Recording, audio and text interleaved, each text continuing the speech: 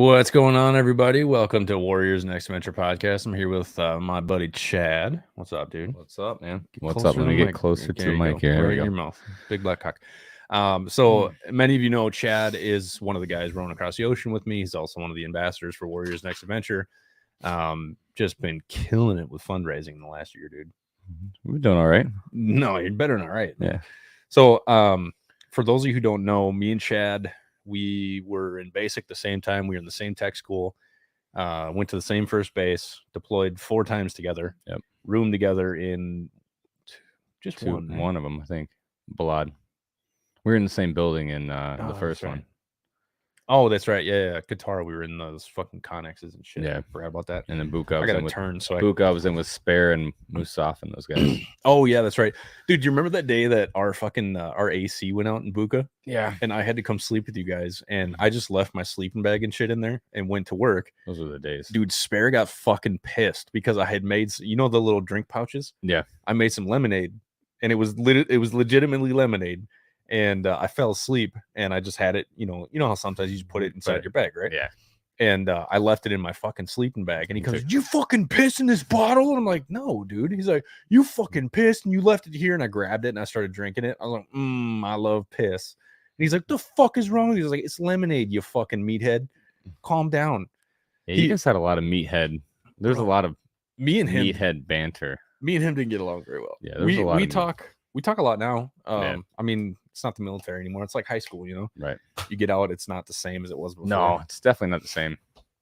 That's really strange. So, speaking of getting out, oh yes, we talked a little bit about transitioning out of the military yesterday. Me and Josh, and you recently just went on terminal leave. I did. So we're gonna go as far as you want to go with this, but I'd like you to talk a little bit about why everything kind of went the way it did.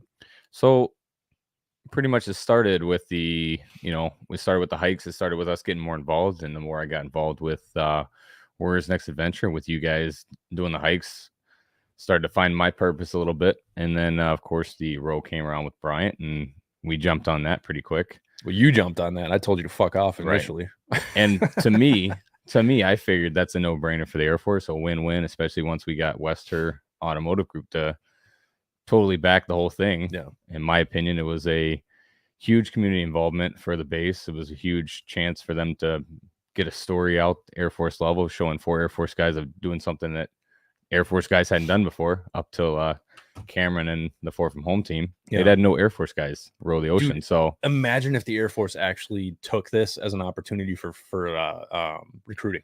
Like that's the way I looked at it. It was a huge opportunity for community involvement for them. It was a huge opportunity to show like, hey, like NCOs leading the way, because that's the kind of NCOs I would assume you'd want, someone that's going to lead the way. And it was not exactly taken that way. No. There was a lot of denials. I think there was probably like almost 12 of them total. Well, you had people saying, "Yeah, we got your back. We'll support you." And then you found out.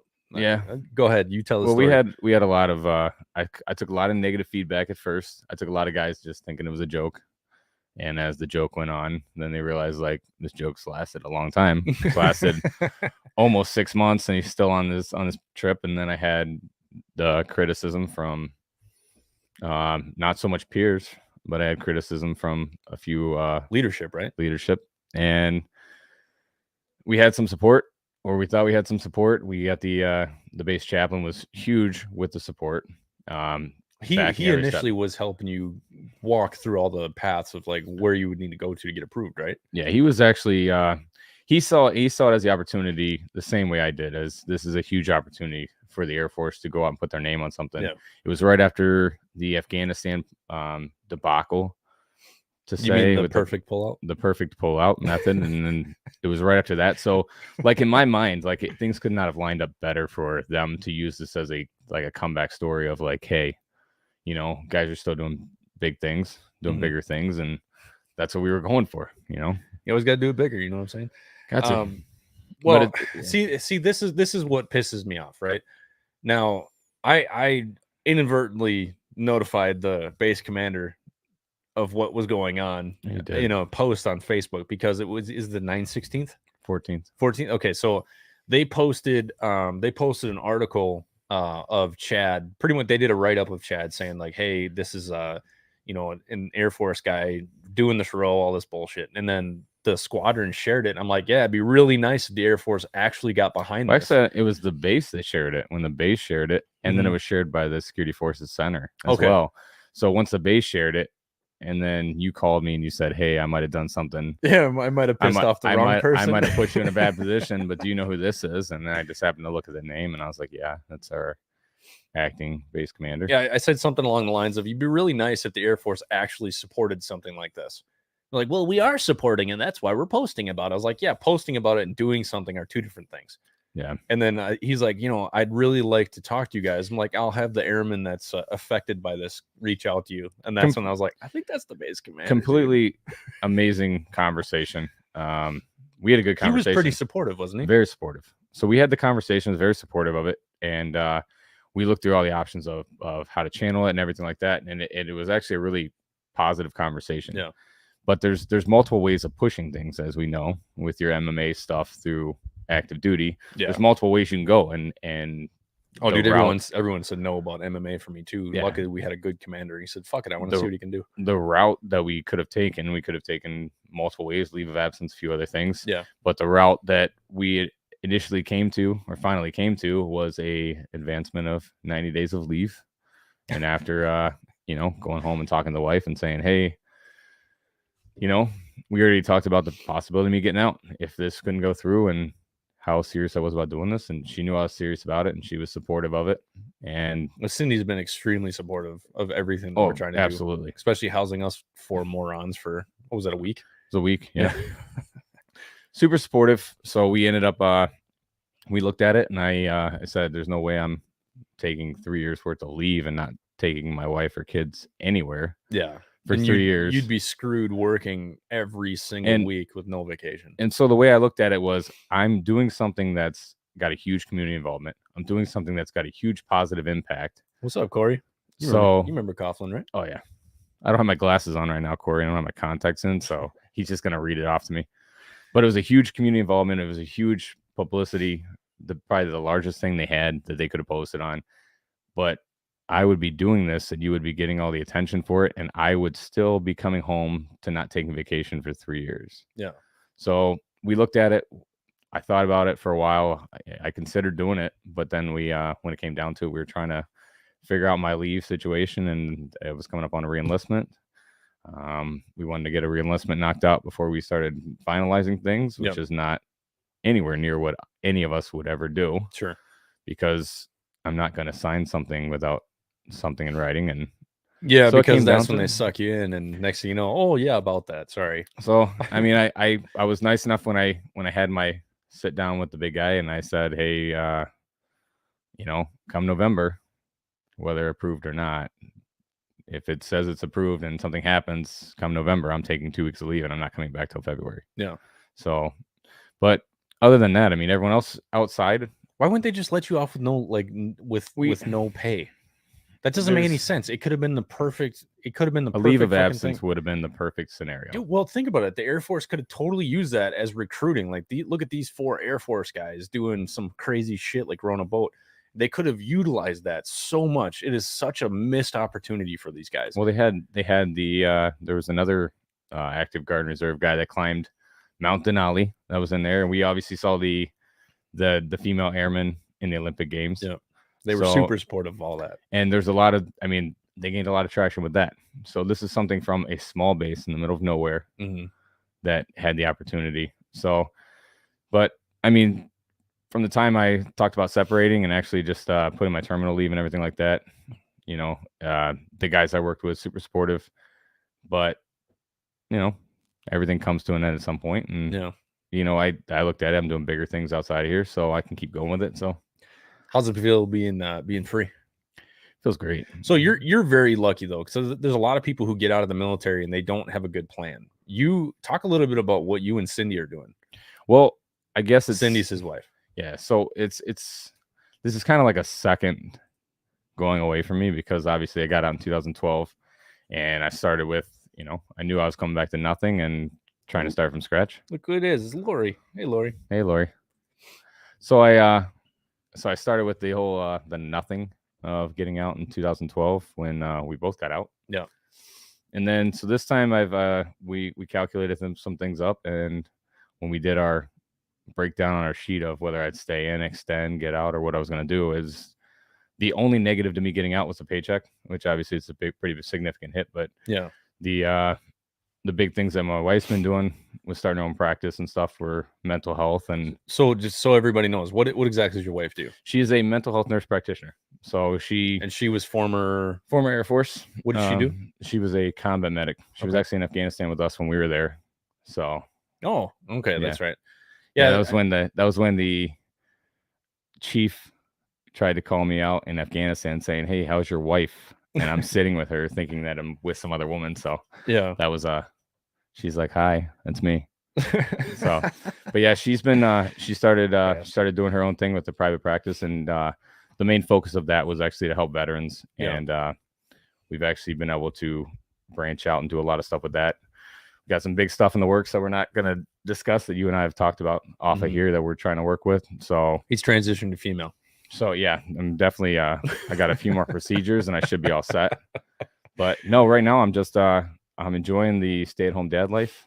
And you got 3 kids and like 95 animals. Yeah, I got 3 kids, 5 dogs, 7 cats, and a partridge in a pear tree. Dude, going to your house is like living in a zoo. Your moose, Rex. What's that? Yeah, Rex. Oh yeah, he's a Great Dane, right? Yep. Massive dog. So I'm 6'1", 6'2".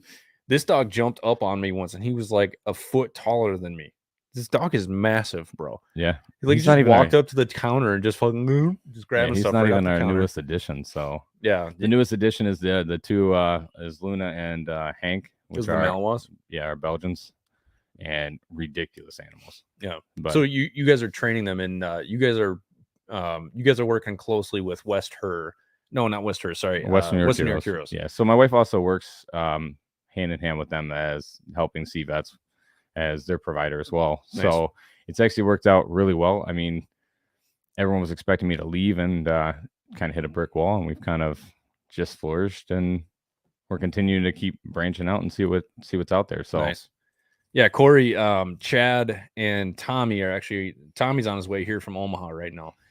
We're driving up to Wisconsin. We're going to spend a couple days up in Wisconsin. We're hopefully going to get the boat in the water. Well, we are getting the boat. We're getting the boat in the water. We're going to do some immersion training where we have to jump in the water and tread water for a couple minutes, and we have to jump inside the life raft and all kinds of shit. It's going to suck. Dude, Superior is so cold. You have no idea what you're in for. It's freezing in that water. I went swimming in there in July, dude, and I lost my nuts for a week. I'm good. It's so cold. Corey, Chad's from New York. He's from Buffalo. Yeah, I'm in Buffalo now, so it's like cold water doesn't bother me. Yeah, just flew in a couple hours ago into Minneapolis, and then Tommy will be here soon. We're gonna go get some pizza. So what he's saying, Corey, is we're getting the band back together. Yeah, band's getting back together. You know what I'm saying? So dude, it's so much fun every time we get together too, because like I don't drink very often, but I love drinking with you guys because it's safe. We're not going anywhere, and we're not going to do anything stupid. No, well, we are stupid, but we're not going to do anything stupid. No, nothing too far out of the norm for us, at least. And you know, I tell people all the time, like I quit for quite a while. I was an alcoholic, and eventually figured out the fact that I have 100% control over everything that I do. And that's when I realized I'm no longer an alcoholic. I can drink. Yeah. I can drink 2 or 3 drinks and I'm fine. No, I don't do it a lot. Corey said if Nick is involved, stupidity will follow. Fucking right. This is a fact. Yeah. Well, this is a fact. Tommy's the one that fell out of his chair last time too. So this is no, Tommy. We're gonna re-record that. We're gonna have to because Tommy had a couple. He has some whoopsie daisies. He had some whoopsie daisies, and he was talking. Fucking chair. He had talked went on a 5-minute tangent to the mic stand with no mic in it. So I forgot about that. I had to get him walk away from the table like 45 minutes into our little podcast we were doing, and Tommy's sitting there talking to a mic stand. Yeah, careful, Tommy. The troopers are a little crazy down in southern Minnesota, so they good friends of mine. Is Tommy on here now too? Yeah, he's Tommy. Driving. He's listening to us while he drives. But yeah, so Tommy was drunk, and what was it? It was a a GoPro holder case. Yeah. And he's sitting here talking into the GoPro case for like 5 minutes, and we're all just staring at him like, dude, there's no microphone. So we had already cut him off too. So And then all of a sudden the chair legs jumped out from under him. I don't know what happened there. It's Yeah, okay. It was good times though. Oh man, wild turkey honey. Can't wait. Yeah. Like the only time I don't. So I got some certain specification. We talked a little bit about this yesterday. No, I don't drink if I'm sad. I don't drink if I'm angry. Yeah. Those are 2 times I do not drink, no matter what. So like even if we're out there and I get pissed off or I get upset, I will not drink. Right. But if I'm in a good mood and we're all just hanging out, having fun, especially me, you, Will, and Tommy together. Well, like you said, you said the other day, and I tuned in on your other show when you guys were talking, when you said, if someone offers you a beer and you want one, you'll take one. If you don't want one, you don't want to take one. Yeah. I'm not a big beer drinker. You guys know that. Yeah. So you know me, I just drink whiskey. So. Yeah, that's. I do like a McGolden every once in a while. I'll actually be on Southpaw Stories from the Barstool. Fucking man, I'm sorry, JD, I forgot the name. The 18th, and they have a drink of the night, and I'm actually going to make them the whiskey ginger with old fashioned. Oh, it's my favorite. What was it? We were in me and a few guys went on a mission through Spain, road to Spain, like 2 years ago, I think it was. Yeah. We went through there, and there's this guy Navy guy that was in Spain. Yeah. Left Spain, came back to Spain. He's got this bar, and he's got this shot that, like, when you go there and you're a military guy, you have to do this shot. And it's like the bottom of the barrel, the nastiest shit you can think of. So he puts your name on the wall. Piss? This is worse. Really? This is worse. Like, this is like the bottom of the barrel, like a mixture of everything. Yeah. And like, they were like, "Oh, you're gonna take this shot." I took it. I'll never do it again. But it was one of those things where it's a Navy guy that owns a bar. They put your name on the wall in Spain. That's true. That's pretty cool. Yeah, we had one in North Carolina called Frog's Piss. It was what the hell was it? There was pickle juice in it. Was one of the things in there. It was disgusting. Just the nastiest shit, dude. So like if you got in trouble or you did something stupid at work, or like we were all out drinking and you were just being a moron, you had a punishment was to take a Frog's Piss shot. So I never had to do that. I had to. Then again, I didn't go out with you guys very much to drink, so I had to do a few of those. I mean, Richmond was a whole different story when you had your MMA fight, but that was the first time I learned what a blue motorcycle was. I had no idea what a blue motorcycle was. Those were so good. And then when I had like 4 of them, the bartender just smiled at me. He's like, "You're done." And I'm like, "No, I'm good." We were at B-Dubs, right? No. Or was that after you and my dad went out, right? Me and your dad never went out. And if your dad's listening to this, he still owes me a night out because he told me, "Hey, we're going out. Nick's he's got a fight tomorrow. We're going out." And then bailed on me. No, he wasn't. I remember I got sick. He wasn't feeling good. Yeah. I went to the bar and met some random couple down there. That's right. Ended up downtown Richmond on like 7 blue motorcycles. Didn't know what was in it until I realized, like, I have no idea where I'm at. Oh, there's Corey just put out the Frog's Piss. 2 shots of vodka, 2 shots of Island Blue Pucker, and splash of grenadine syrup and orange juice. I can still taste that, though. And then there was pickle juice in there too, though. I can still taste it. That's the thing. That just made me gag a little bit. Yeah, no, that was fun. That was actually my first ever jiu-jitsu tournament. I won my first match in like a minute with an armbar, and then I lost my second match, and I was so pissed. I don't even remember that. We were at a high school, and I was so drunk that your dad was. I don't know. It was like New Richmond High School. I felt bad because your dad's like, he knew I should not be there. Yeah. Well, my dad's also super inappropriate and was talking a lot of shit to people too. So that's it was a good my thing. dad for you. It was a good thing I wasn't the one that drove there. Yeah, I know, right? Well, I was so pissed. Like a week later, I went to another tournament in Charlotte, and Hannah Kim and Cassie were there. I think Larry McKellar Smith was there too when they were still married. Well, I don't know if it was you. Did you go with us when we went to Raleigh with Judd? Which time? Because me and Judd went up there. Oh no, we went to Greenville. No, that was the night that we took my car up to Raleigh. We went to we did some bar hopping between Raleigh and Durham. Yes. So we did that. Judd was yelling out the window. Yeah, Judd was always like the most inappropriate person. I love you, man, but like Judd he was yelling at a cop out the window, and it was just I'm driving. We did a lot of stupid shit in the military. I was the DD at the time. Yeah, it was the least alcohol related. We went to Greenville a few times, but I don't really remember it. I don't think I ever went to Greenville. So I think I went there with Gary once. Little Gary. Little Gary Grizz. Yeah, Gary Griswold. Gary Griswold lives in Flying Saucer in Raleigh. Oh yeah, we went there a couple times. Dude, with Judd, actually. the stories of Gary Griswold and the 914th, everyone there knows little Gary. Yeah. Dude, the funniest thing in the world was we were in pre-deployment training. Yeah, I think it was before Balad. And everyone was making fun of him, calling him little guy and shit. And he gets up on a fucking stool. He's like, look, everybody, I just want to let all you know, you guys are just jealous because you all have normal sized penises. I also have a normal sized penis, but I have a rather small body. So my normal sized penis looks much larger than your normal sized penises. And you're all just jealous. That was a typical speech from Gary. I'm going to send this to him. Well, that was Gary. What was it? Gary and he was in Balad when we first started lifting weights together. Hey, like Kelly, I lifted in Kelly Sidwell or Sidlow. What's Sidwell? up, Sid? Sid. I just why I call her Sid. So I started lifting in Buka. Yeah. Like near the end. Started lifting in Buka. When we got to Balad, it was like all my lifting partners I had before I didn't have.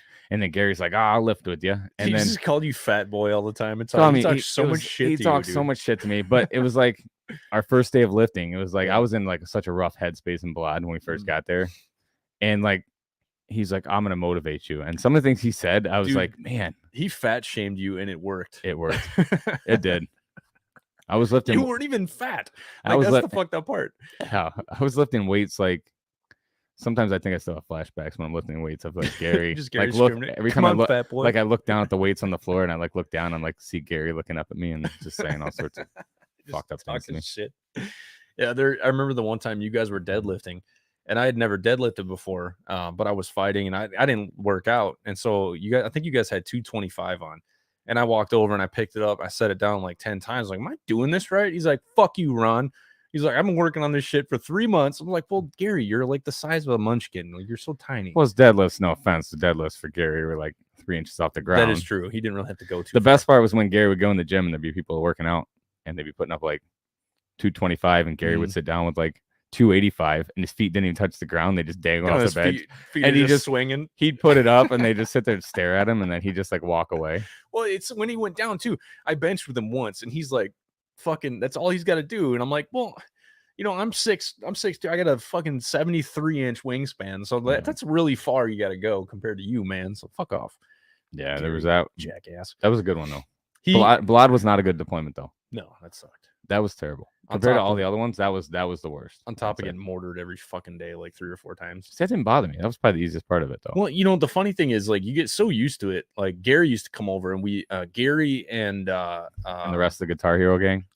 Yeah, Rose and Grinnell used to come over and we'd play Rock Band like all the time, and we'd get mortared and we just hear wah, wah, wah. We just pause it and be like, I'm playing the drums and shit just like this, and then we hear boom. We had press the, play. We had the setup though. We had the setup. We had the recliner in our room. Dude, we had a fridge. We had a TV, PlayStation 3. We had fucking hookup, man. Except for some nights, man, I'd be just like, come back. I'd be like, dude, I just want to go to sleep. Me and Gary go lift, and I come back to the room, and there you guys are playing Rock Band, like an entire band, not just like one guy playing it, two guys. Guitars, they got like a whole band in this room.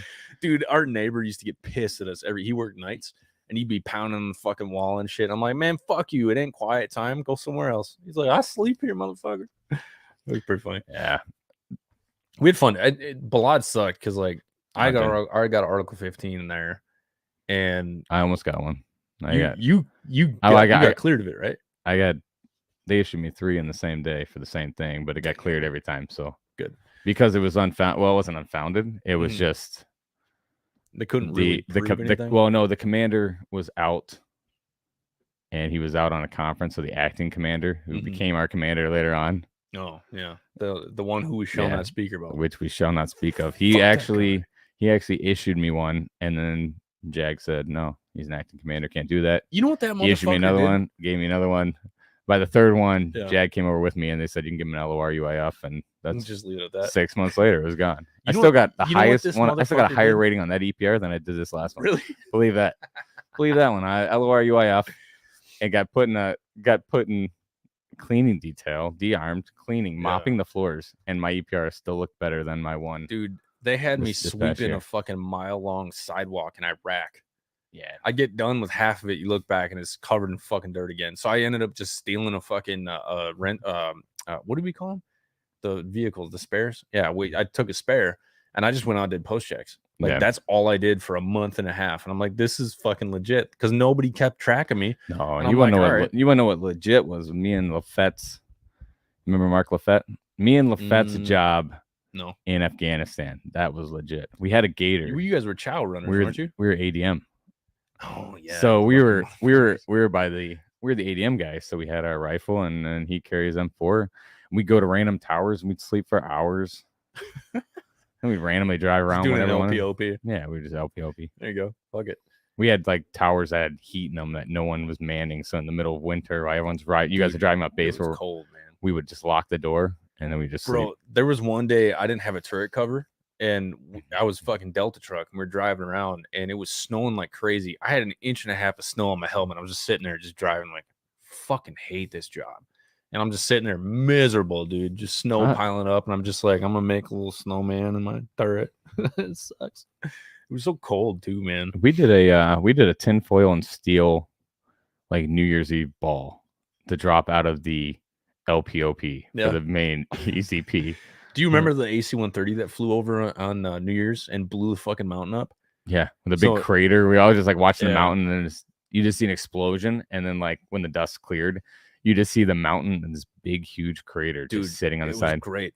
So they sent us, they sent us a message over the radio because we had what were those called? The rovers, right? We could see the footage from up on in the sky, right? It's called a rover, right? We had the Reapers. The screen that you watch is called a rover. Okay. I'm pretty sure. I think so. I don't know. Corey, if you're still listening, I think that's called a rover. He might know. I can't remember, but anyway, so we could look at the footage and then we would also talk to him on the channel. So they flew over like, hey, check out the mountain at midnight. We're like, all right, cool. So they come through and just like if you guys have never heard an AC-130 shoot, that thing was so far from the base too. Oh that my mountain, God. But you watched it from the base. You just watched the whole side of the mountain just. Well, it looks like it was right there too. Yeah, it's so cool looking. And then that was actually the night that the commander of our security forces squadron rode with me. He's actually from Minnesota. His nephew was actually my friend Justin Boss, which I don't think I ever talked to him about that. We didn't have those fancy toys in my day. Oh yeah, I forgot you're super old. Remember Buka? Remember the fancy toys? They had the Raven Bees, and we had to like. The only time we ever saw the Raven Bees and the Scan Eagles was when they crashed. When they crashed, we had to go find them. We'd find these little kids running off with parts and stuff. Right? They're running off with like wing tips and stuff. We're like chasing them down to get wing tips. Yeah, the Scan Eagles. That's right. That's the one that security forces was using. Yeah. Okay. Yeah, but the ones that we can never keep in the air. Bro, that commander was with us, and they're like, Ron, don't say anything. I'm like, I'm gonna say something. You remember that stupid fucking mission that they had everybody do? It was a 24-hour mission where they had to walk around outside the base. I was like, this is fucking stupid. That made no sense. 3 people got frostbite. I'm like, what are you trying to prove? That made no sense. So we heard about it before. We heard about it about the time that Nick and all those guys were getting informed. So, every convoy has their armored trucks, and they decided to say, hey, we're going to be the first ones to do a 24-hour op with our Reaper units outside the base. And I was like, yeah, stupid. And they were like, oh, we're taking, they always take ADM teams. And I was like, glad it's not me.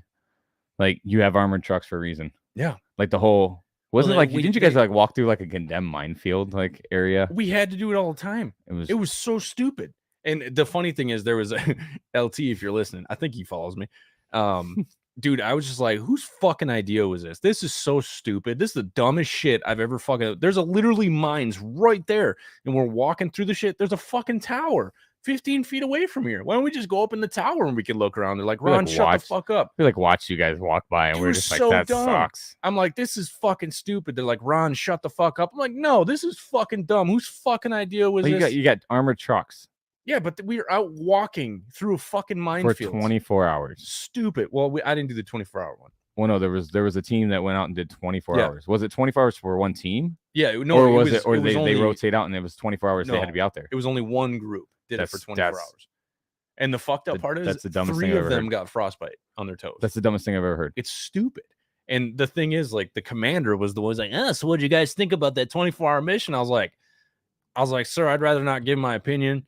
because it's not good. And he's like, no, well, let me hear it. I was like, honestly, sir, I think it was the dumbest thing I've ever heard of, because it sounds like you're just trying to get an EPR bullet for doing the first time ever. When 3 people got frostbite, they didn't have enough water. You had to do refuels anyway, or not refuels, but like restocks, because people ran out of water and shit. I'm like, this is fucking dumb. We don't need to do this just to say that we did it. That's stupid. And then the same thing with walking around the minefields.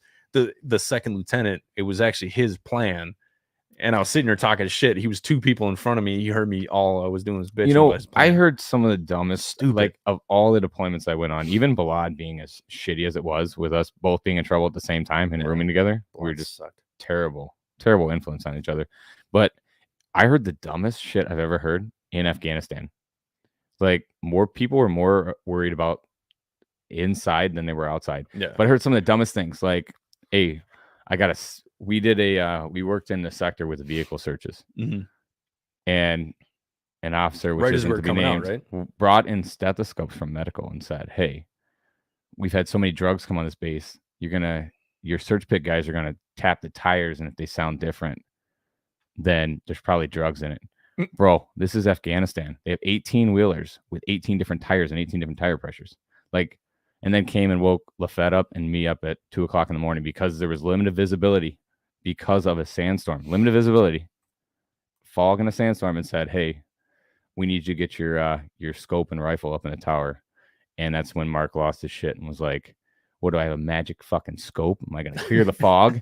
And then told me, he looked right at me and said, go back to sleep. And we did. But like, some of the dumbest things I ever heard, dude, was that deployment. Well, in the I hate saying this, but it's because the Air Force was in charge.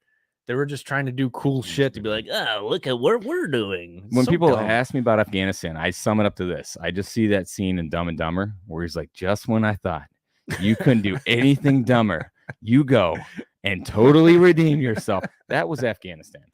It was so dumb. That was the entire 6 months of whole Afghanistan. Deployment. I mean, it was fun being a part of the Reapers, which was cool because like we got to go out like 10 miles or so, and it was fun. It was I loved it. Did you hear about the day that I drove one of the MATVs down into I drove off a bridge. No. So Josh Serge, Sergeant, I don't remember. I think it was Sergeant. We call him Sarge, whatever. But he wasn't driving that night, and they made me drive. I'm a gunner. I'm not a driver. I don't like driving. I don't want to drive. I fucking suck at driving these big ass trucks. I know Tommy, if he's listening right now, he knows you're not a driver. Fuck you. Tommy doesn't even like riding with Nick. There's a reason that Tommy's going to pick us up on the way up here, because he does not like driving with Nick. It's only because Tommy doesn't like the roadhead. Okay. I don't think that has anything to do with it. I'm not swapping. Anyway, no. So like we were driving on this fucking weird bridge in Afghanistan, and you have to have a ground guide. So you go on, and it's literally maybe a foot wider than the tire width of a MATV. Right, so you have almost no room to fuck. You know, up. Sid's listening to this. She's like child's play. I know, right? She's been up Saffron Hill. She's like much child's better. play. Probably the only woman I'll admit is probably a better driver than me. But no, so you go up and you go straight, and then you have to do a 45-degree turn on this fucking bridge with a 1 foot fucking gap on both sides. And I'm like, oh god, I suck at this. So my guy wasn't paying attention, and he went like this, but I thought he went like this, and I turned left, and it just went wah! And so a MATV is about 15 feet long, maybe. Yeah, maybe a little bit longer. Maybe a little bit longer. This trench was 20 feet deep, right? So we go in there and we go womp, and we're sitting just like this. So we're only about maybe 6 feet down because I'm holding the steering wheel. And if I would have let go, we would have fell all the way down. So I'm sitting here holding the steering wheel so we don't fall. And they had to come back. And I believe what happened was they had to come up with 2 MRAPs behind us and pull us out. Yeah. And I'm sitting there for like a fucking hour holding that thing so it doesn't fall. Because if I let go of that steering wheel, it would have rolled. And so we got Matthews. Remember Matthews? Yeah. We had Matthews in the driver's seat, and he's laughing and shit. And I'm just talking shit. I'm like, I fucking hate driving, man. And he's like, yeah, obviously. Don't worry, you'll never drive again after this. I'm like, sweet. I never had to so deal if you guys with don't want to drive, just drive it off a bridge. I never had to deal with any of the driving stuff. I mean, Buka, I had Fish as my driver. Yeah, Fish was going. What happened to Fish? We need to start playing a game. Let's find Fish. Where in the world is Fish? Where in the world is Fisher? Dude, he said when he got back from Buka, he said, I'm going off the grid. No one's ever going to hear from me again. Dude, we've never found him. We haven't. Like I looked him up. We found everyone else. Everybody else. Yeah, learned. Oates. Oates. I mean, I'm friends with them. I mean, Spare. Blackford unfortunately passed away. Yeah. Which not gonna lie, when Sid, Tommy, Charette. Moose. I mean, everyone. Dude, you see how much weight Moose has lost? Yeah, bro, he's killing it. pretty impressive. He was like 350. I got some videos of Moose on my hard drive somewhere of him dancing and having a dance off with Bryant. That's all Moose Him did. and Brian were just Moose just danced all the time. He was such a fucking weirdo. I loved him. There's a video of Tino, Moose, and Brian all dancing on the truck in the cloverleaf. If people want to know, Brian was our interpreter. Like that was just like, yeah, dancing on the hood of a truck with semis driving by. Fucking morons. You guys were so dumb. I loved you. That was like the dumbest fucking group of people. I love them so much. And like one of the best times ever was when we got in trouble for what Tino said over the radio. Yeah. So we're gonna tell the story. We didn't tell it last time. We were chatting about it, but fuck it, why not? So Charette, if you're listening, this one was funny. So Charette was a driver, right? And Charette's one of the baddest chicks I've ever met. She's fucking badass, dude. She opens up this armor steel plated door, and the door slams on her 3 fingers, right? So her 3 fingers were slashed like down to the bone, all 3 fingers, and blood is fucking everywhere. And I'm sitting in my driver. One finger's like looks like it's just hanging on. Dude, it was like hanging. She's just shaking her hand. There's just blood everywhere, and I'm sitting about to pass out in the turret. Was she your driver at the time? No, she was Bravo truck driver, right? I believe so. It wasn't. I know it wasn't Alpha and it wasn't Delta. So yeah, because it was Tino. I was with and Sid was usually in Charlie. So I was with Sid. Then Tommy was with Tino. Anyway, so the door slams on her fingers, right? And so she's just shaking it. She's not even crying, like nothing. Like just like, oh shit, I should probably go get my fingers stitched up. So a medic was actually dispatched out to go pick her up, and they were going to take her back to base. And so we had these little microphones, right? If you flick it up, you'll talk to everybody in the truck. Which is where we were at most of the time. Yeah, and because we could talk shit and say whatever we want. But if you flick it down, you talk to the whole AO, right? Everybody can hear what the fuck you're saying. Yeah, so he flicks it down. He's like, damn, she's a bad bitch. I bet she does anal. And everyone's like, oh, everyone's laughing. Next thing you know, we get this is Tomahawk Talk. Scorpion 1-5, gonna need you guys to watch your radio trafficking, come directly to dispatch when you get back. We're like, oh shit. And then I look over and Learn is beating the shit out of Tino. It was so fucking funny. And then Tino when they got him with the sunbathing. Like we're literally in standby.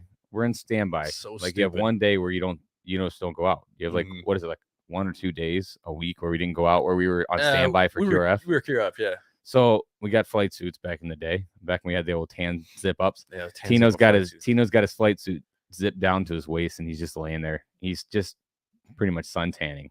Yeah. And which no big deal, right? No big deal. Not a big deal. We're not doing anything. All the guns are mounted, all the gear's ready to go. We're sitting around. We're doing absolutely nothing. And all of a sudden, here comes old Bill Gaskins. Love the guy. Comes out here with this look on his face, and seen Bill in a rage that I hadn't seen before, it was all because he was put in the position where he had to make a scene. So we were it was crawling. It was the commander that saw it, and Bill actually told me the story. So I went and saw Bill over in Philadelphia, and when I was driving through on the tour, and we sat and talked. He's like, I didn't want to do anything. He's like, I was fighting for you guys. He said it was bullshit, and he essentially said that the sand was hot. Yeah, it was hot as fuck. We low crawled through the sand, and we're just nasty. The commander, we're sweating. We're covered in sand. We're low crawling from it was like. I don't know how far we low crawled. Oh, it was like 100 yards or something like that. It was a while. We were like so low, like the actual low crawl where your face is dragging. We had just it sucked. Tommy, I think Facebook said no to your comment because it didn't go. No, that commander actually told Bill, like, if you don't punish them, we're firing your whole fucking squad. So Bill's like, I have no choice. So he came on and pretended like he was mad. He was one of the best squad leaders I've ever had. By far, he made the team.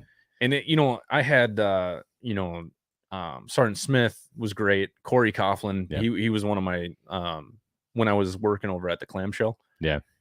He was my supervisor. He was fucking great. It was a lot of fun to work with. I think like the second day I knew Corey, I was helping him move out of his house because him and his wife were going through divorce. So I was like, this is so awkward. He's like, get your ass in here, help me move this shit. I'm like, all right, you got it. I'd do anything for Corey though. That was when you got back and you started doing the training aspect. That was about the same time dude, I went and that was did. awesome. I was so that was happy. when me and Equivally were teaching the task course on Yeah, this. that's right. Yeah, so like I was. We were staying there all day until we realized leadership was cutting out a little early. So then we started going back to EQ's house. Oh, really? And when EQ hears this, he's gonna remember exactly what I'm talking about. Him and Dez were staying. I think Dez had just moved out. Who? Moore. Oh, Desmond Moore. Yeah. So we go back to EQ's house for lunch, and we just never come back. Yeah. And we play Mario on the Wii. Dude. We both had the controllers. We were just sitting there driving around playing Mario Kart. Me and Corey, I used to bring my PlayStation 3, and me and Corey would play UFC on the fucking big. Do you remember the briefing room in the clamshell? Yep. With that giant like monitor. Yeah. Like it was it was a projector. And so we'd play on there, and we'd spend hours playing UFC because we only worked on Tuesday, Wednesday, Thursday. That's it. So like Monday was prep day, but we get all our work done on Friday because Friday was teardown day. So we get everything done Friday. We come in Monday and we just fuck off all day. And then Tuesday there was classes, but me and Corey didn't teach. And so Wednesday I would teach all my classes. Like I would teach like handcuffing and searching. I would teach actions on contact, like what to do if you're getting shot at. It was to base populist people like finance and shit. So like anybody who was a bunch of cool little things here and there. The TAS thing wasn't really that cool. Yeah. It was just because I was admin certified, so we can get people certified. Oh, nice. Then we did the UAE trip, we went to UAE. I didn't get to do that. We did the hotel security where I wear a suit like 3 days a week. Didn't you? You went there with Rice, right? I went there with Rice. Yeah. So I went there with Rice, but I also was there with Zastadil. So we worked nights intentionally. So we get off, and they had an Aquarius pool bar, and we get off work at like 6 a.m. when it was like 100 degrees out already. Go right to the pool and drink. Hell yeah! And they had we had a few like. By the way, Tony, if you're listening, I love you. I miss you. Tony listens to this stuff a lot. He's over in Johnson City, Tennessee, I believe. I haven't talked to Tony. I haven't talked to you in a while. Why is that, Tony? Why is that? I miss your pretty face. He was gonna do some contracting and shit, but I'm like, dude, don't do that. Don't go back to Afghanistan. Fuck that shit. No, would never. You couldn't pay me enough. You'd have to pay me $100,000 a year at least to go back. Yeah, and it would have to be a cake job. Well, that UAE trip, I said I'd never go back to Iraq, and then we ended up. Me and what was her name? Bouchek. We ended up bringing the guns to everybody. Who the fuck is Bouchek? And she was in Seymour. So we ended up bringing the guns to everybody, and we got stuck in Kuwait. And the only flight they could get us out to get to the UAE, they threw us on this flight, and we ended up in Al Asad. After I said I'd never go back to Iraq, and then we ended up in Al Dhafra. What year was this was 2011. Oh, so it wasn't too bad up there. No, it was right before. No, but we went through. We literally hit like 4 bases in a row. We hit Ali Salim, then we went to Al Dhafra. We had to fly out of Bragg. Oh, so really? Everyone else flew out, and then they were like, "Oh, you guys are gonna fly later and bring our guns." What'd you? We got there. Couldn't even tell you. Was it a civilian aircraft? No, I think it was like a C-130. No, I think it was civilian. Oh, okay. But we flew over there with an army unit from Bragg, and we were the only 2 Air Force people, but we flew in civvies. No, okay. So like they automatically assumed that we were something special, and we weren't. But we brought all the guns. We get to UAE, and then when we get there, they say, "Oh, we're not using the guns." Like, so you went there for nothing? We got stuck in airports for like 4 or 5 days. We slept in a terminal in Kuwait. We slept in a terminal in Al Asad. That's pretty normal. And then we got to Al Dhafra, and we had to wait for people to come get us. And that was the very first time that I'd ever dealt with a full bird colonel and walking off the sidewalk in the UAE.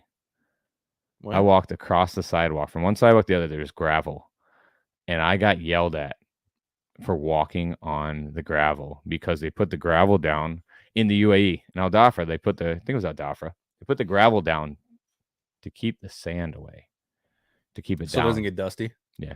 But you're a piece of shit, Chad. How dare you? So yeah, I walked across there, and I got yelled at and scolded for walking across the gravel. I didn't even know that was a thing. Like I knew shit you get in trouble for in the military. It's so stupid. Like I knew the whole I saw people sweeping sidewalks there. I saw you're talking sidewalks come together like this, and all I did was just took 2 steps to the next sidewalk and got my ass chewed for nothing. How dare you? Kyrgyzstan was the same way. We got in trouble for a little stuff there. Kyrgyzstan had the best chow halls, man. I remember coming back from Afghanistan. No. Baghdad had iced coffees every time we flew there. Really? When I went to Kuwait and we did flyways, every time I landed in Baghdad, we went to their iced coffee machine. Nice. And they had some of the best I've ever been. I like the food in Kyrgyzstan because I was still drinking milk back then, and you can't get regular fucking milk in Iraq. It's all goat milk or powdered milk. It sucks. And then when we get to Kyrgyzstan, we walk in there, and the first thing that I see is actual cow's milk. Yeah. Oh my god, I threw up like 3 times that night because I drank way too much. And I like they had like candy bars sitting there and shit. I ate like shit. I thought you were gonna say the best place you ever ate was in Ali Asalim, or not Ali Asalim. Ali Asalim had that Korean restaurant. They had the best fucking bulgogi. Like, you'd have to take a bicycle over there. Asalea was Camp Asalea. That's where we're at. Asalea was good too because they had the Chili's next to the pool. Well, so I always tell people like I still have PTSD from Qatar because you know, sometimes you'd have to walk like 1.5 miles to the gym, and the Dairy Queen was out of mint ice cream. It's hot there. It was hot super hot. We did have so long to not get ice cream. You know what the biggest struggle from there was, other than the ice cream, was we had people there that were telling people back home that we were getting rocketed. So then we started getting called the Qatar heroes. Yeah. And that was great because then we got back and people were giving us shit, and we were like, no, we know we were in R&R base, but people were actually telling their friends back home that we were getting rocketed. Oh my god, I remember that. Yeah, it's like, seriously, we're getting attacked from firefights. It was Qatar. Nothing happened there. The worst thing that happened there 18-wheeler tire blew out, and we thought a shotgun went off. I remember that. We thought a shotgun went off. That was it. Do you remember Juliet? Was it Juliet 1 where you go ride with the Qatari National Police? Yeah. So there was a suspicious the weirdest thing that happened there was a suspicious package outside one of the towers, right? So we go out there, and I drive out there with these guys, and we walk over there, and it was a box full of shit. That was the worst thing to happen. He's like, hey, you want to go get some food? I'm like, fuck yeah. So we went. You remember the place that had like the Arby's, McDonald's? Like, dude, I'd kill somebody for a fucking Arby's sandwich. Right? Oh yeah, bro. They took me to Arby's, and we're like, yeah, what do you want to do? You want to fucking go do some blow? And I'm like, probably shouldn't do that.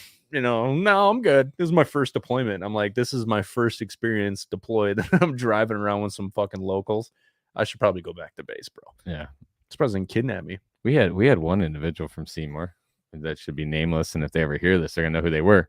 That decided to, in the UAE, doing the booger sugar. No, in the UAE, went back with one of the local nationals in his Ferrari or his Lamborghini back to his palace, and we covered for him because they didn't know where he was. We covered for him. We said he was sleeping, and I ended up taking an extra shift until he got back because they called him to come work, and we were at the hotel. Dude, but he actually went back to this. Like, here, hold my Falcon. He came back with pictures of him sitting next to the pool, drinks in hand. Like, I was like, okay. Well, see, here's the thing. Like, why wouldn't you do that? That's an experience of a lifetime. Like, why would you say no to that? And the military's so dumb sometimes. We're like, yeah, I get it. But at the same time, it's like, how dare you do anything that's fucking fun, you piece of shit, and then you get in major trouble for it. Like, the most fun I had in the military was shit I wasn't supposed to do and never got caught. Like, I think I went to court 7 times in the military because I got busted off base, and it got passed every time. Yeah, see? That was never me. There was a skinny dipping in a pool with a bunch of strippers from the playground one night. Now, real talk, I was playing with a puppy the whole time. There was a German Shepherd there, right? Daniel West. I can see that. Daniel West can improve. I can see that. It was some good times. It was fun. There was an underage drinking in base housing that I got called in for. Oh, really?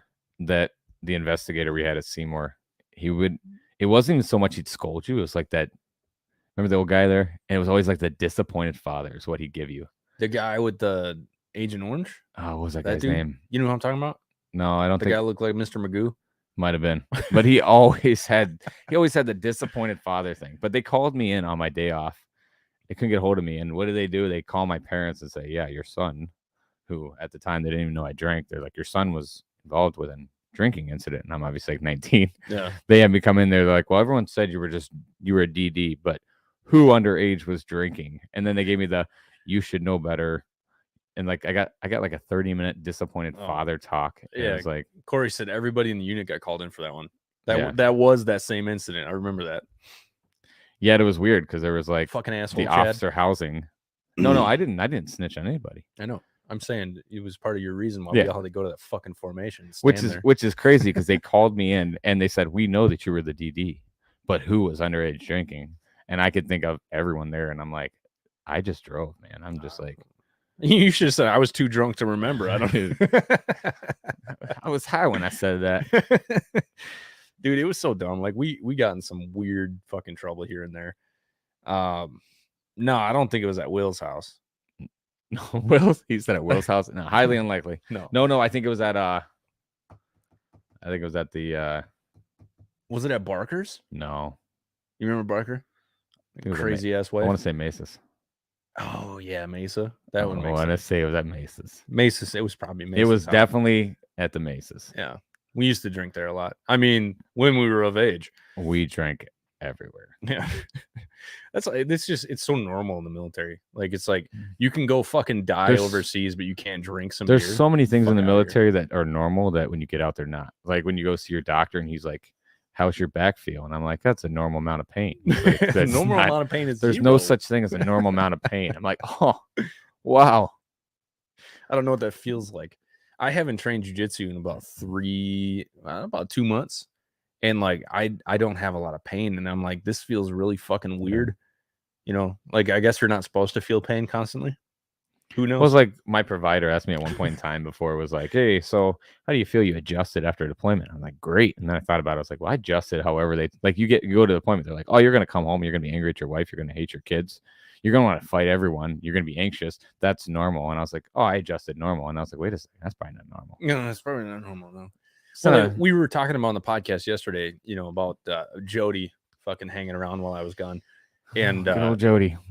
I was telling Josh yesterday, too, that we need to stop and look at some of the things that we did fucking wrong, too. And the problem is, yeah, we experienced some fucked up shit and everything, but it's no one else's fault but ours. Well, in the fucking military, too.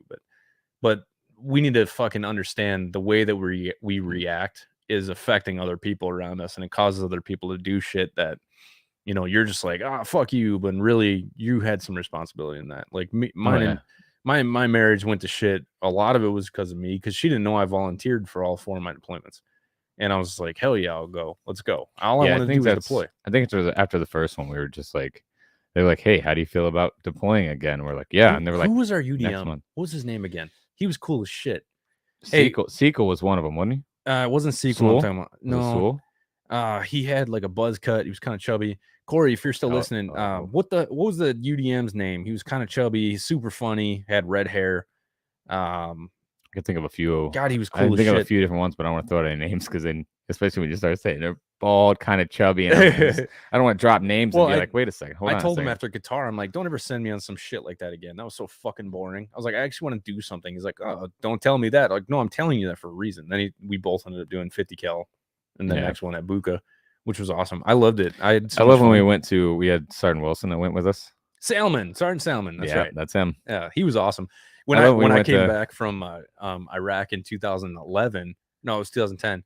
I came back and he's like, hey, run. And I looked at him. I was like, it wasn't me. He's like, yeah, but you were a fucking accessory. He was talking about my Article 15. Oh, yeah.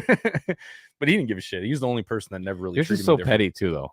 It was petty. It was like just petty. Like something on the outside, they'd been like, oh, that was probably not a smart decision. Yeah. Like a lot of the stuff that they like criticize you for. Like, I just had this conversation with someone not too long ago. My Article 15 was because I didn't snitch. Yep. And it's like, okay. Yeah. Whatever. Fucking sue me. Well, I had this conversation with someone not too long ago where it was like, I watch people get ripped into for being 3 minutes late. Yeah. And they're like, well, we're trained different. Okay, you're trained. That training has nothing to do with the fact you overslept your alarm clock. My big thing was like, if you showed up late, I was going to be like, hey, everything good? And if you said, I fell asleep last night and didn't set my alarm clock. Cool. Did you get a good amount of rest? Like, just because you're trained different doesn't mean you can't have normal life shit happen. What? Like you're fucking human? Holy crap. So you're saying less than 1% of the population is like immune to alarm clocks? I know, right? Like I showed up looking back now at like after having 15 years under my belt of like looking back and just laughing about all the dumb things that I watch people get criticized for. Like, you didn't sweep the floor right. I know, right? Like, okay, there's some dust on your windowsill. There's an LOR. What? A lot of the guys that I've seen that got out after being criticized for dumb shit have gone on to do some pretty amazing things. Yeah, most people get in trouble in the military, get out and do fucking awesome shit. I mean, me and you both got in trouble in the military. We did. Fucking, I know a couple of guys who, we did get away with a lot more than we got in trouble for. Yeah, We did. Well, like I said, I went to court like 7 times in the military for dumb shit that I did. I got lucky. Like, remember when I crashed my motorcycle? Yeah. The other day, it was actually the 11-year anniversary. And the funny thing is, I actually got a ticket from the state trooper for failure to maintain lane. I got one right there on whatever avenue that was going down towards Slocum for a city bus clipping my side mirror, and I was following the wife back to the house. Mhm. She swerved and missed the city bus side mirror, and it took my truck side mirror right off. Oh, And really? I had to follow this guy down 2 blocks. The convenience store owner where we stopped said that I was racing her, What and the that fuck? I went left to center and hit him, and I got cited for failure to maintain my lane. Dude, And I was like, this is 2 blocks away. yeah. And then they said that my wife had gone, that I was in uniform and I changed into civilian clothes, and that she was in civilian clothes and changed into uniform. And I was like, we're by Slocum Street. Like, no, the fuck? that doesn't happen. Like, that would not be okay. Yeah, the Q Tommy. What does that mean? Oh, yeah, Tommy. Getting in trouble because he's retarded. I'm kidding.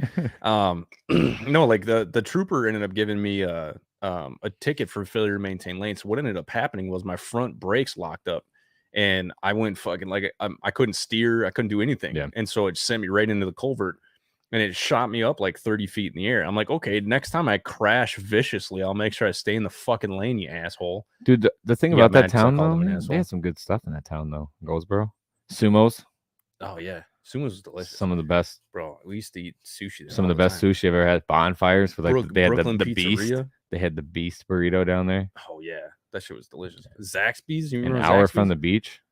Yeah, I actually liked it. So if I could didn't go mind it. back now, like, and think about it, like there's some people that I was really good friends with and shit, and like even now, like they won't talk to me anymore because they think I'm racist, and I'm like, how the fuck am I racist? Just because we disagreed about something on the internet? I'm like, bro, like we literally went to war together. Like we fucking hung out every single disagreements week. happen. I So mean, stupid. It's like, fuck out of here, but whatever. And the thing that bothers me too is like, some folks that I was stationed with, like, we didn't get along. But like now after the fact, we sit and talk. It's like, oh, these guys are pretty cool. Because Yeah. I was a fucking child, right? I was stupid. I was annoying. And there's a lot of people that would probably say that I was a pain in the ass to be you were around. a pain in the ass. Fuck you, Chad. You were too. But like, I thought I knew everything, and like I was always that guy who just thought everyone was fucking stupid. I was always right, and I was just that. You did have that. I You did have that. You did have that cocky. But then again, I was a typical fucking kid. When you're 19 and you come back for your very first day of work with 2 deployments already under your belt, you got that little cocky attitude. I mean, you were 19, sitting behind 50 cal. I mean, we kind of built that complex real quick, and then we came back, and yeah, I think I was in for a little over 2 years before I worked my first day on flight. Yep. Fucking crazy, dude. That is crazy. Do you remember I got yelled at because you didn't answer the radio? Yeah, I didn't answer the radio because I didn't know I was Alpha 1. I'm like, what the fuck is Alpha 1? Like, that was the best part. You came back and they were just like, you're working shift, and you're like, okay. Yeah, sure. You look at the roster and they're like, where's that? And they're like, oh, well, it's by the refueling ramp. Oh, okay. And then you sit out there and they call you on the radio. I was just driving around, and then next thing you know, I had to go up to the commander's office and get fucking screamed at. I'm like, sir, I've never worked flight before. I was like, you guys put me out on flight, and I have no clue what the fuck I'm doing. And then I don't remember who our flight chief was. We had so many. Was it Tucker then? No, Tucker was later. Yeah. What it was? No, Sergeant Tucker was I think she was the very first flight chief we had when we got back. Okay. I'm almost positive of that because we came in there and somebody was talking about how many domestics they went to as an A1C. And she's like, no, you didn't. And she's like, you realize that he's already deployed twice. And oh, no, I've been here. I just haven't been here. Yeah, I know, right? She was all right. She listens to a lot of these too. I saw her a couple years ago. Yeah. At a yellow ribbon event after a deployment. We don't really talk too much, but she likes my stuff and follows along and shit. But no, I think it was her. I don't remember. But I got screamed at by the fucking commander, and then the flight chief thought I tried to throw them under the bus. I don't think it was Tucker, but anyway, so the flight chief starts yelling at me and shit, and I'm like, what the fuck? It's not my fucking fault. You guys put me on a position. I don't know what the fuck I'm doing. Yeah. You just assume I know what I'm doing, and I've never worked flight. Like, you've been in for over 2 years. You don't know how to do your job. I'm like, no, I know how to be a 50 cal gunner and find IEDs. That's about it. Yeah. So I only worked for 3 months, and then I ended up getting stationed out at the clamshell. Yeah. So 3 years into being in the military, I worked 2 months of flight. I worked a couple months, and then I went and did the whole job stuff, and then you did the whole job stuff. Yeah. So the fuck? You can come in. It's fine. It's not a bit. It's just Warriors Next Adventure podcast. Welcome. It's not that. You're sitting here sneaking in. I'm like, am I had to stab somebody? Like, who the fuck is sneaking in? You do realize you live here. I know, right? Mara, you live here. It's okay. I'm just a guest. But yeah, dude, it was weird how many times like we got in trouble for stupid shit in the military, and you get out and it's like, why did that matter?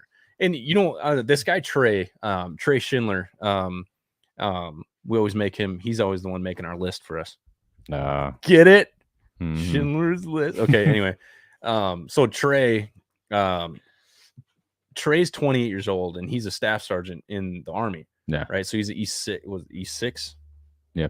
Yeah. So he's E6, and he's 28 years old, and I'm like, dude, you're a fucking child.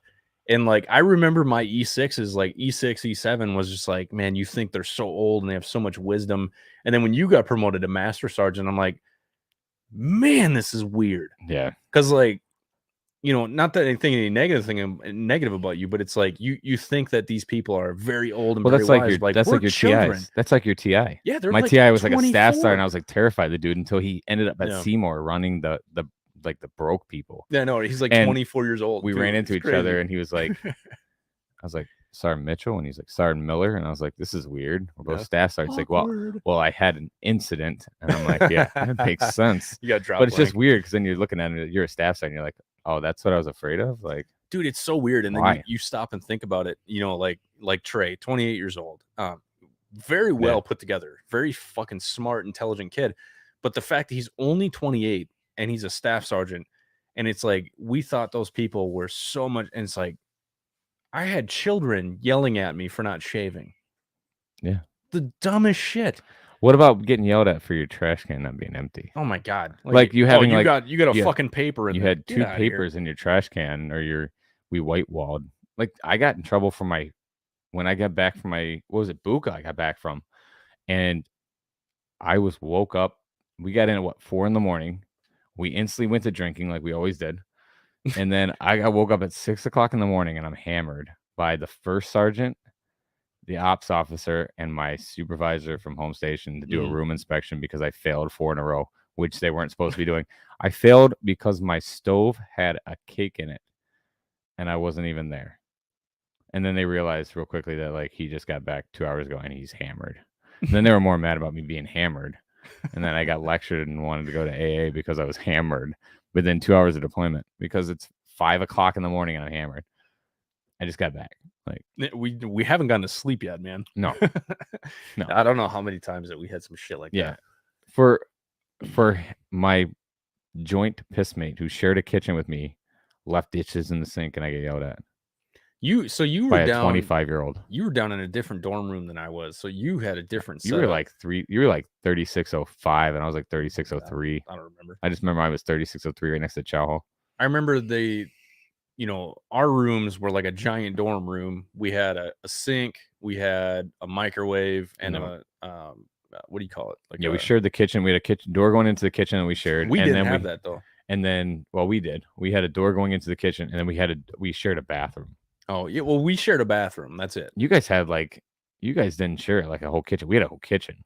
No, so we literally only had a mini fridge, we had a microwave and a sink. That's it. And then if you go down to the second floor, there was a full kitchen in there. Anybody could use that. But I didn't cook that much then. I was a fucking pizza rolls and hot pocket kind of guy. Yeah, especially like room inspection time. You always do that. Mm-hmm. It was easier too, and then you don't have to clean up and all that shit. Or what about like the really dumb shit, like basic training stuff, or like when we went to El Paso, and we had people using one urinal because we were getting room inspections, we were using one urinal between like 30 some guys, so we didn't have to clean the urinals, so there wouldn't be anything for them to get. That was dumb. We had 30 some guys and like 7 urinals, and we had grown men, 26-year-old men, grown men, telling us that we were only allowed to use one urinal. One urinal because then we don't have to clean the rest of them. So like, just fucking clean it. It's not that hard. We had shower times. We were told that there was like limited water in the middle of nowhere. Dude, we got in trouble for washing our rifles in the shower with us in before we deployed to Buka. I can see that because it was easier. I can see that. Yeah, it's so easy, right? And so we was like, "Oh, water, you can't get water." It's like, no, okay. After a long day of fucking shooting, some fucking body wash, the good old, will clean the shit out of your weapon real quick. What was it with the 50s? We had the good old case of WD-40. Yeah. It's just they get covered in sand, just soak them with WD-40, rack them a few times. I always carried motor oil in my shit. 5W30. I'd always take that. That was the best lube you could use for 50 cal. Yeah, I think I had like 1040 weight or something like that. The problem was it would just get so dirty because it would all leak out of the back. Well, once you poured it in there when it was like sandy, and then you thought you were gonna hit some shit, and you dump it in there, and then it dripped right down all over you inside the turret. Fucking, you're just full of, I don't know how many we had uniforms. We had like toe straps holding a wooden board with a piece of cloth on it as a seat with no like cushions so uncomfortable. But it was like hand cranked turrets and stuff like that. Oh, dude, I remember those old school ones. But I know there's some guys on here that are probably like, oh, at least you had a turret. We had like sheets for like armor. And no cover. We had no armor. We had no doors. Well, our squad in Buka, we were actually the first Air Force squad to have MRAPs. Yeah. We were also the first squad in the history of the military to get one stuck in the sand. Yep, this is true. How many hours did we spend sitting there? I think Sid was driving too. It wasn't her fault. We're driving a fucking 40,000-pound truck through fucking desert, off road. Like, this is stupid. I love when they gave us the briefing. They were like, these things can't lean on like 40, like on a 15-degree angle, they could flip. And I'm like, 15 degrees is not that much. That's like, you're like this. It's like that. You're like, you're like this. So you're like, half the time we get that bitch damn near sideways. Yeah, and they go up Saffron Hill, and you're like, oh my God. You could see the dirt falling off the side of the mountain. There was nothing scarier than climbing Saffron Hill in the MRAP, sitting in the turret, and just looking straight down the fucking cliff. And all the blood up tanks and the 18-wheelers sitting on the bottom. Then of all crap. Dude, I had to do all kinds of testing for depleted uranium for sitting inside those tanks. After we had already sat, and they're like, so stupid. All those tanks have depleted uranium. And we've been sitting in them for like 6 months getting pictures. I know, right? We're just climbing around like, oh yeah, by the way, any tanks that you climb and have depleted uranium, you might have fucking The thing about poisoning. deployments, though, we did find like the dumbest shit to be cool. Like hitting golf balls into minefields. We found that to be cool. Yeah, that was fun. And then we had the surfboards at the quarry. Yep. Remember going down the fucking like surfing down with the bodyboards? Dune surfing. That was fun. We had fires down. Well, no, I don't think we ever had a fire there. That was when we found out that you can light an empty you can take the round out of a 50 cal shell and light a fire. Yeah, do you remember when Tina almost burnt his fucking face off? Almost lost his eyebrows. Did we put like 6 rounds because they had the pebbles in the 50 cal rounds. We put them all in a water bottle and he went to light it on fire and it just shot right up in his face, dude. He just missed his face. I don't know how he didn't burn his face off. I don't know. That shit was crazy. It was funny as hell too. I definitely don't miss the young days of being told how much of a worthless piece of shit I was for some of the most mediocre things. Oh my God, I know. Like, oh, you missed a hair in your face, you piece of shit. You have a string on your uniform. I know, right? A string. Your button fell off. Who was it? ALS. Were we in ALS together, weren't we? Or no, you went after me. So I was in ALS, and my graduation day, we had the one female instructor. Who's your ALS teacher? I can't even think of who it was. We had Lash. I went with Graffel was in my ALS class. Okay. So I miss Graffel. He's funny as shit. So in my ALS class, we used to have white people music day. I used to make them listen to like, you remember that song "I Would Walk 500 Miles"? Yeah. He's like, man, I love this white people shit, and he's sitting there dancing. So our graduate, we had the one instructor, the head instructor, whose husband was security force or something, and criticized the shit out of all our uniforms. And then you had graduation day where I hopped out of the car and I took my seatbelt off and my ribbon rack just exploded across the parking lot. And I was supposed to be marching people in like 15 minutes. And I put everything back together in such a backwards order. Mm-hmm. No idea how my ribbon rack was supposed to go. And it looked god awful. Dude, we remember that senior master sergeant that would just throw his beret on his head. It just looked like bag of ass on his head. It was like over time. I don't Like remember what after, the fuck his it name was like but E7. You had the flop to it. dude, it was like just flat all the way across. It was like there's no form to it. I feel like you're talking about Senior Stanford. Yes. So yeah, I ran into him. He's How actually y'all motherfuckers doing? everything was motherfucker. The best was when he stopped us on the way to. And if he ever sees this, he knows exactly what I'm talking about because he actually was in Kuwait. I ran into him in Kuwait as a civilian contractor. But when he stopped us when we were leaving for Buka, the bus is already on its way out the gate. We get stopped right in front of that first gate by the squadron, and he like parks in front of the bus in the middle of the road, hops out, walks out the bus, and all he says to us, "Where you motherfuckers going?" And then he tried to tell us, he's like, "Oh no, it was our first deployment," because he said, yeah, Iraq's real dangerous. We're like, we're going to Qatar. He goes, yeah, real dangerous too. Like no idea where we're going. Well, we were initially supposed to go to Crete. Yeah, remember? And then we got rerouted to Qatar. He had no idea where we were going, and he just blocks the bus. I walks in the bus, and everything was motherfucker. Everything. Well, and then he was nowhere to be found during any PT. Like he just would pop around like, "How y'all motherfuckers doing?" Like that's all he ever did. Like the one time, I don't think he had a job. We had the one time where we had an air show going on, and someone got in trouble. Where's your motherfucking whistle? And I had the glorious staff select stripes because I just made staff, but I didn't put it on yet. Yeah. And he comes out there and he's like, "Hey, motherfucker." He's like, "You have exactly 2 minutes to get so and so back to my motherfucking office." And then just turns around and walks away. And I was terrified. I got back to his office and he up one side, down the other. The only time I've ever heard motherfucker said more times than that was the Samuel L. Jackson movie. Like that was it. Like he just laid into me, and I was a staff select for like a day, and he was taking it. I never see staff again. He was gonna make sure I got demoted. I got kicked out because one of my troops had like drove across the red line in front of him or something. It was so a painted red line, and their tire had touched it or something. It was. Man, I fucked a few people up for crossing the red line. I stopped and think about it. Like that was so petty. Yeah, so fucking petty. It's so for you guys don't understand the red line. There's a red line around like PL level resources, right? So like PL 3s, 2s, fucking 4s. So it's a red line that goes around like aircraft and shit. And there's entry points, ECP, which is just a fucking white painting on the ground. And then the red line is just like, yeah, Corey, I never had an issue with Stafford either. I just thought he was funny.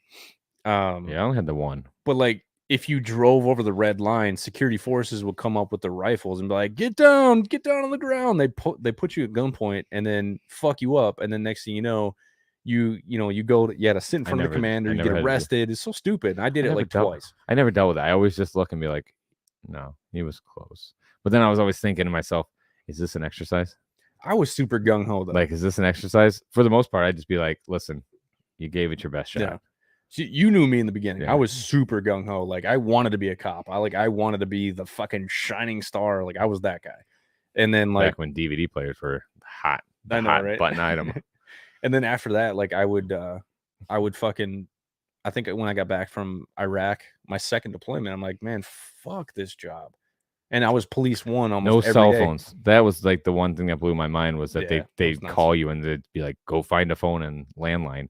You have a cell phone, but God forbid you call them from a cell phone. You couldn't have it.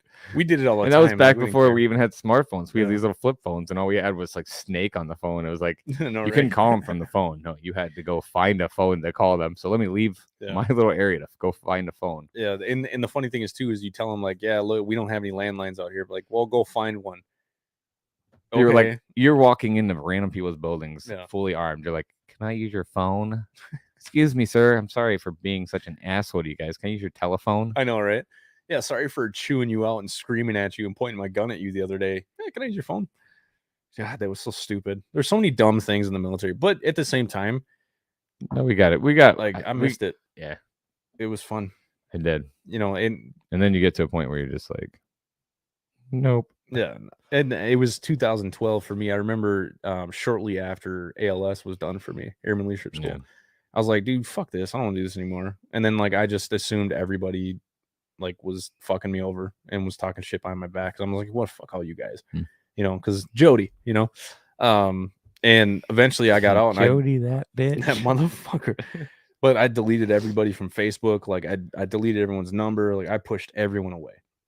And the fucked up part is Gary Griswold. I just talked him into re-enlisting. And because I was like, yeah, I'm a lifer. He's like, I don't know. I'm like, what are you going to do, man? You're going to get out. You don't know what the fuck you're going to do with your life. Just sign up. Just stay in. Got him. He did another 4 years. And they're like, he's like, you motherfucker. Yeah. Because like right afterwards, I decided I was getting out. And then I got my line number. I got promoted to staff sergeant E5 right like the day I got out.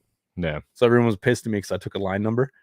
They're like, you're still taking that line number? I'm like, fuck yeah, dude. I'm going to get out as a fucking E5. Fuck Why you guys. not? Yeah. Eat a dick.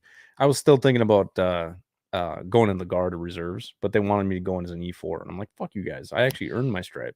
Yeah, I went straight in. I got E5, went straight in E5. And then, of course, the way the reserves works is like, you know, if you're eligible. And of course, I was eligible for E6. So it's like they put a hold on my stripe, didn't tell me. Really? So then like 3 months later, all of a sudden, the hold was up and they were like, oh, well, he's the only person eligible. So I went in to get a GTC card of all things. And they were like, you're out of uniform. You're a tech. I was like, oh, so this is the way this works. And then for masters, a little different. I had to actually do stuff. But yeah, for tech, it wasn't. Yeah. And then when I went back down to tech to take a full-time position, everyone was like, oh, man, I wouldn't take that off. And I'm like, screw it. You guys know me as a master and I'm getting paid as a tech and working as a tech. And life is good. Yeah. Life is good. Well, you know, for the reason why I cared. Yeah, the reason why I didn't want to do it is just because I was at the state patrol at the time, in the Minnesota State Patrol. And I was like, you know, I could do that and I could get paid a couple $100 a month just to do the 1 weekend a month. And I'm like, no, I want staff sergeant. So I talked to the commander, like, yeah, we'll put you in as an E4. And then after a few months, we'll promote you. I was like, no, I tested for E5. Yeah. I am an E5. I'm not going to drop that. And they're like, well, you know, you can always like, no, like I'm telling you, like, give me E5 or I'm out. And they wouldn't give it to me. So I'm like, fuck you guys. Yeah. And then I want to shave my beard. Once I realized that, like, you know, you drive off base and nobody really cares. No. And that's one thing me like, and Josh talked about yesterday. It's like nobody gives a shit what you did in the service. They do when it comes to parties and they want to tell their buddy that they know so and so who's an NCO. It's like, right. Other than that, like, your time is your time. Like, that's cool, but don't live there. Dude, like, you gotta move on. It can take real estate in your head. Yeah. That's it. It can go back to the fun stories that we're going to tell on the boat for 45 days on this ocean. It's going to be, but you can't live there. You got to like move past it. And for me, you can't identify as a veteran. No. Like, for me, it was like a lot of people that denied me, like just stood right in my way the whole time. Like they leave every day and then they're nobody. Well, the thing that I tell people all the time is like, you realize that when you get out, you're going to be ghosted.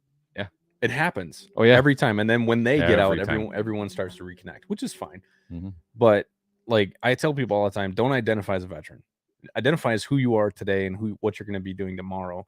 Right? Be a veteran. Yeah. I mean, I'm not saying try to fucking hide it. I mean, I run a veterans nonprofit, you know, but I don't go up to people and say, hey, I'm Nick. I'm a veteran. Right? I go up. I'm Nick. I'm the founder of Warriors Next Adventure. I think the thing that gets it for me is everyone in the military wants to be an individual, but you're not allowed. No. Like you're shunned for doing anything individual like. So you want to go do your own thing. You want to go MMA fight. You want to go row an ocean. No. Dude, I had so many people say mission, no to me. You are mission directed. You are this. You're part of this. And then you get the whole you're part of a bigger mission and all this other stuff. You know, less than 1% of the population does this and everyone else is at home and you're part of a bigger mission. All you want to do is be you just want to be yourself. And then you get out and then you watch some of these guys that get out and they're out and all they're doing is living in the glory days of when they were in. It's like people from high school that were like the captain of the quarterback team, like your still football wearing their jackets and their rings. Nobody fucking cares. You know, and the thing is like there's certain benefits with being a veteran. Absolutely. You know, you get veterans points with state jobs. I mean, utilize it. Absolutely. You know, if you want to be the guy that utilizes discounts, but it's not who you are though. No, like use fucking veteran discounts. Who cares? You know, it's not a big deal. But if you walk around and like everything about you is I'm a veteran, you're going to annoy the shit out of people. And it does not actually help you in your life. What you need to do is you need to reinvent who you're going to be. And that's what I told you before you got out. Yeah. Is you get to completely reinvent who Chad Miller is. Oh, you yeah. know, like you are not. I think I started doing that. I started doing that like a year and a half ago. Oh yeah. Of just prepping myself to be like away from it. And Well, on top of that, all the fundraising that you're doing for the Yeah. nonprofits too, like Yeah. you're doing a fucking great job with that, and Doing some you fun can stuff. you can step right into that. I've know? somehow managed to get myself into a skydiving thing, even though I'm not a big fan of heights. With Tom Williams and those guys that nice. yeah, if they I'll go raise with so you much guys. I if love they raise so skydiving. much money that I'd jump out of a plane, I'm terrified of heights. And Tom's like, okay, challenge accepted, raise the money like shortly. Yeah. And then you saw what happens when you raise the first bit amount of money when we did that one chip thing. challenge. That Man, was stupid. Fuck that. I Dude, you guys were sweating so You bad. know what's it was funny so is funny. that like these guys were gonna like they were Tommy, I'm gonna go 5 minutes. Yeah. Man, I ate the chip. That was what the arrangement was. I'd eat the chip. I made it a little under 5, or I made it like 3. Dude, Tommy made and it I like just 30 said, minutes, didn't and he? I said no. My deal was you raise the money, I will eat the chip. I ate the chip. Challenge accepted. Challenge completed. Yeah, these guys tried to get me to do it. I'm like, fuck you guys. No, I'm not stupid. Now because of Tom and what he's been doing with his fundraising efforts, yeah, I am going to be jumping out of a plane here soon. Hell yeah. Probably in June. June? Yeah. Oh man, I want to. Well, I would do it in May, but I can't do it in May because we're doing a lot we're bigger things. So much bigger. 60 minutes. Ooh, Tommy's almost here. Tommy, you better hurry up. Well, we're probably gonna sign off. Thanks for doing this, man. I appreciate it. I'm just happy to see you. What else are we doing? Haven't seen you since February. It was February? It was February. Damn, it was a long time ago. Was it February? I feel like we went to Will's. No, I think it was February. It was February. Yeah. Either way, we're going out to Wisconsin here in about an hour. Looks like Tommy's about an hour away. So we'll be going out to Wisconsin, hanging out in the Woobie. And get some old cheese whips on the way. Hell yeah, some dude. Pizza on the way. I owe him cheese whips because my girls ate his cheese whips. So because he forgot his shit in my truck and I put it in the fridge. Yeah, and anyone that hears this and got a shirt from me, I'm moving some stuff around houses right now. So when I find those shirts, so immediately when I get home, I will send them out to you. Yeah. So Fight or Die is the organization that we're rowing for. Chad is my ambassador for Warriors Next Adventure. Probably this podcast does not reflect. Yeah, this podcast does not reflect the views of Fight or Die. No, this is yes. But yeah, so as I've told everybody, Warriors Next Adventure podcast is just a way for me to sit down and just be real with people. We're gonna swear, we're gonna say things that are inappropriate. Get used to it. It's fine. It's not a big deal. Too many people focus too much on getting offended by fucking everything, and I don't really care about that shit. I want to have a one-on-one, deep, in-depth conversation, just goofing off, talking about life, talking about psychology, talking about, philosophy, just whatever. And I'm not going to censor myself. And there's people that ask me to stop swearing on the podcast. I'm not going to. I don't try to, but I'm not going to try not to, because I'm going to be 100% my authentic self. And Chad has been one of the best supporters of Warriors Next Adventure, leading hikes and raising funds. And, I appreciate you, man. So appreciate you. Yeah. Appreciate you, motherfucker. Log off before we make out. All right, guys. Thanks for staying tuned. I'll have this on Spotify and everything like that here soon. If anything, you just go check it out on YouTube, Facebook. It's in a couple groups, and it'll be on Spotify, iHeartRadio. You can listen to it on Audible as well, and then pretty much wherever you get your podcast. So I think we'll do a more formal Fight or Die one here with the whole team here a couple days. Probably not formal, but we'll do one. Well, a little more formal, a lot more formal than this one. Yeah. Or more professional. No, probably not. Maybe. I'm not doing that. Fuck you. So, all right. I love you guys. Thanks for watching. Thanks for following along. I appreciate all the support. If you guys can just throw even $1, if you look in the comments there, you can donate to Warriors Next Adventure. I bought this equipment. The equipment that Chad has was purchased by St. Croix Custom Furniture. He got us a brand new audio interface. We got 3 microphones. They're all SM7Bs, which are some of the best. Doing a lot of bigger things coming from that way. Much bigger, very bigger. But yeah, new cables, everything. So go check out St. Croix Custom Furniture. You can find them on Facebook, Instagram. They're also, check out their website. It's in the link. Go donate if you can. If you can't, no big deal. Just if you guys want to help out but don't have the funds, just share our stuff. Tell people about us. Let them know about our 24/7 suicide hotline, and we will always be here.